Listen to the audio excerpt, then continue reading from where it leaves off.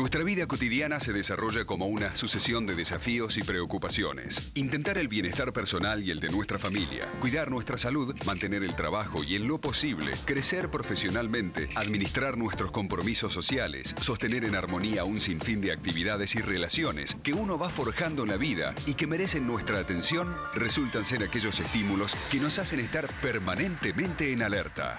Las preocupaciones generan una constante alarma y nos provocan transformaciones biológicas complejas y generalizadas que derivan en el fenómeno conocido como ansiedad. ¿Qué es la ansiedad? ¿Cuál es su relación con el miedo? ¿Qué consecuencias trae la carencia total de miedo? ¿Cuándo el miedo y la ansiedad es exagerada o patológica? ¿Puede controlarse la ansiedad? ¿Cómo impacta en nuestro funcionamiento diario? Estas y otras preguntas abordaremos en el capítulo de hoy de Los enigmas del cerebro.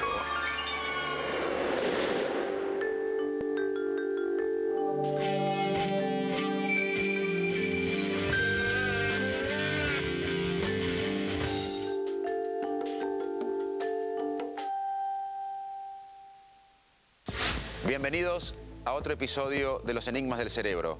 Hoy analizaremos uno de los trastornos mentales más frecuentes, la ansiedad. ¿Quién no ha tenido miedo, preocupación, ansiedad? Hoy analizaremos cuándo estos miedos son normales y cuándo son patológicos. True, I'm nervous. Very, very dreadfully nervous. But why will you say that I'm mad? See how calmly, how precisely I can tell the story to you. Listen. It starts with the old man.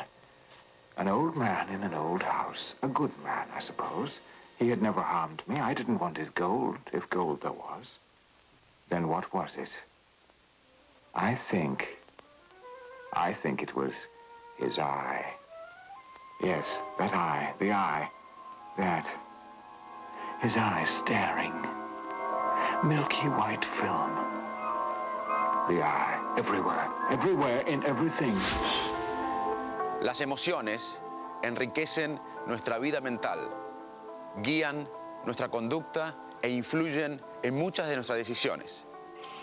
El cerebro, durante la evolución, ha desarrollado una respuesta eficaz ante el peligro o la amenaza, el miedo. Hay mecanismos cerebrales involucrados en procesar el miedo, pero cuando estos mecanismos cerebrales funcionan anormalmente, pueden dar lugar a la ansiedad o al estrés postraumático. 1 de cada 5 de nosotros desarrollará síntomas de ansiedad al menos una vez en la vida. La gente con ansiedad visita más el médico, hospitales y genera malestar para ellos, para su familia y un costo enorme a la sociedad. El tratamiento de la ansiedad es posible y hoy vamos a discutir los aspectos biológicos de la ansiedad, los síntomas de la ansiedad y las perspectivas terapéuticas, actuales y futuras. El estrés y la ansiedad son males de la vida moderna y tienen sus raíces en mecanismos biológicos ancestrales. Antes se pensaba que uno sentía conscientemente o que percibía el miedo y luego había respuesta corporal. William James, un psicólogo que entre otras contribuciones separó la psicología de la filosofía, sugirió y demostró que hay cambios corporales primero y luego uno empieza a sentir conscientemente el miedo. Por ejemplo, si entra un tigre acá hambriento al estudio, yo voy a sentir cambios corporales primero, taquicardia, transpiración, y luego voy a tener una conciencia, un sentimiento del miedo. A partir de William James, las neurociencias pueden estudiar los cambios corporales que llamamos emoción. Es más difícil, sin embargo, evaluar el sentimiento del miedo porque es una experiencia personal de cada uno. Como otros animales, los seres humanos desarrollamos una respuesta automática ante el miedo. Esta respuesta muchas veces no es consciente. Nos paralizamos y huimos ante el miedo. Esto en el cerebro significa una reacción automática en el cual se encuentra involucrada la amígdala, que son 2 almendras, una en cada hemisferio cerebral en la base del cerebro, que procesa fundamentalmente el miedo. La amígdala activa un sistema de alarma en nuestro cerebro que nos prepara para la huida. Los seres humanos, además, tenemos otro mecanismo para defendernos de un estímulo amenazante, la ansiedad. A partir del desarrollo extraordinario de esta parte del cerebro, de la parte frontal, la parte que evolutivamente es más nueva, tenemos la capacidad de imaginarnos escenarios futuros que quizás nunca pasen o nunca ocurran. E inclusive tenemos la capacidad de revisar momentos pasados. ¿Qué hubiera pasado si tal cosa? ¿Qué hubiera pasado si otra cosa? Esta es la misión de la ansiedad, prepararnos para escenarios amenazantes. Para entender la ansiedad, uno debe imaginarla como un radar. Permanentemente tenemos un radar que detecta el peligro. Pero ¿qué pasa cuando estos mecanismos normales de miedo y ansiedad impactan negativamente en nuestra vida? Y empieza a detectar peligro donde no lo hay. Empieza a tomar recaudos excesivos ante ciertos riesgos mínimos. Permanentemente empieza a revisar situaciones pasadas. Eso es lo que pasa en los trastornos de ansiedad, el trastorno mental más frecuente de nuestra época. Mucho de lo que sabemos acerca del mecanismo y de los circuitos cerebrales del miedo lo sabemos por el trabajo de investigación del profesor Ledoux en Nueva York. Él tiene un laboratorio para estudiar el miedo y la ansiedad en animales y en humanos. Recordemos lo que decía el profesor Ledoux sobre el miedo en el primer programa de Los Enigmas del Cerebro. Among all emotions, why is fear particularly relevant? Well, there's, any other emotional state besides fear can be postponed. So you can put off the pleasure of eating, the pleasure of sex, the pleasure of a nice bottle of wine. All of those things can be postponed until the appropriate time. But you can't ever postpone a situation where you're in danger. You have to respond to danger immediately, or there won't be anything else to respond to. So fear always pretty much trumps every other emotion. People do all sorts of risky things in terms of sexual behavior.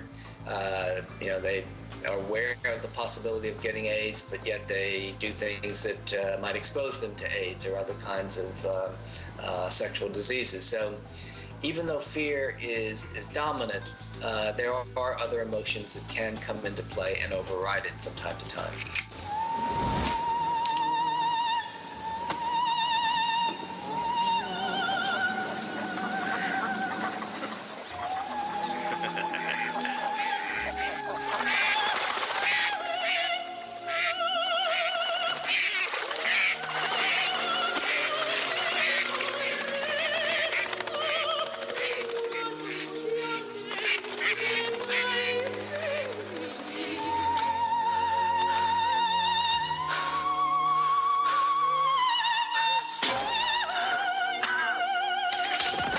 Los invito a ir al laboratorio donde el licenciado Torrente, psicólogo, experto en ansiedad, nos explicará cómo usar las neuroimágenes para ver los cambios en el cerebro de alguien con ansiedad o estrés postraumático post-tratamiento.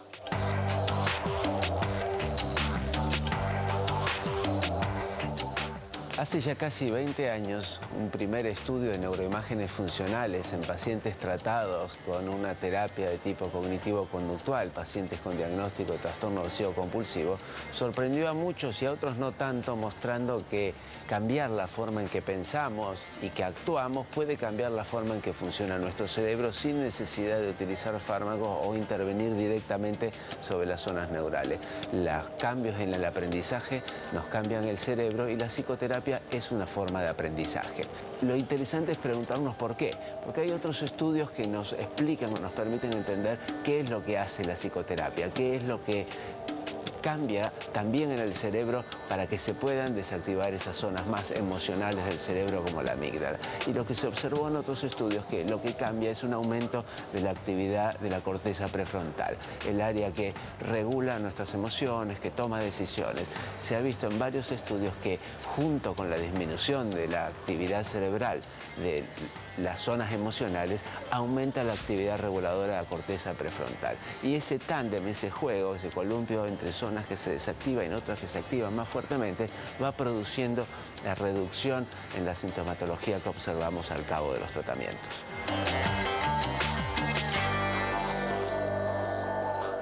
Como explicamos en el programa del cerebro social, no se puede entender al cerebro humano como una entidad única. Estamos rodeados de humanos y nuestro cerebro permanentemente interactúa con otros.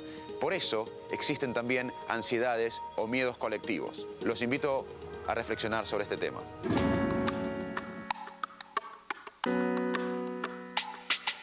La historia de la humanidad está atravesada por los miedos. El miedo a la muerte, por ejemplo, ha recorrido culturas y épocas, pero también cada época estuvo signada por ciertos miedos.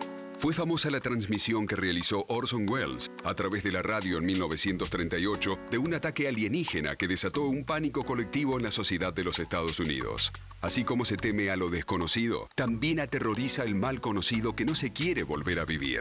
Quienes, por ejemplo, sufrieron catástrofes naturales como un terremoto o grandes inundaciones, quedan impregnados del temor de que eso les vuelva a suceder. Pestes, hambrunas y guerras constituyen una trilogía de terrores colectivos que asolaron intermitentemente siglo tras siglo. El miedo muchas veces paraliza a la sociedad y la vuelve vulnerable a imposiciones o formulaciones colectivas maliciosas. Uno de estos miedos que han causado mayor daño fue sin dudas el miedo al otro. Pero, ¿quién es ese otro sino un par que se nos refleja en el espejo? ¿Uno mismo con distinto idioma, color de piel o religión? ¿Cuál cree usted que es el miedo que marca a nuestra época?